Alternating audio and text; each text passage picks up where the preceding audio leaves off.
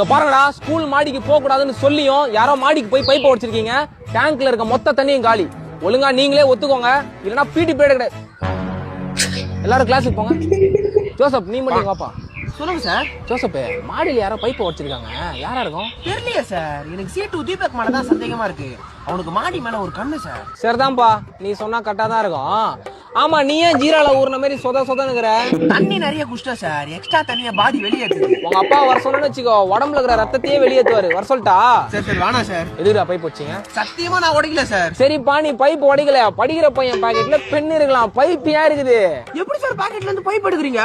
நான் கீழே குனிஞ்சு செருப்பு எடுக்கிறதுக்குள்ள மரியாதையா சொல்லு. யார் யார் பண்ணீங்க? நான் தாராவிஎஸ்ஐ கணேஷ், டீச்சர் பரவுனர் மகத், அப்புறம் கடைசியா தான் வந்தாரு. கடைசியா யார் வந்தாருன்னு பிரின்சிபல்ட்ட சொல்லு. நீ வா. சார் சார் வேணாம் சார். தேன்மொழி மிஸ் தெரிஞ்சா திட்டுவாங்க சார். நான் உங்க டியூஷன் தான் சார் படிக்கிறேன். டேய், தேன்மொழி மிஸ் டியூஷனா படிக்கிற நீ? ஆமா சார். முன்னாடியே சொல்ல வேண்டியதுனடா.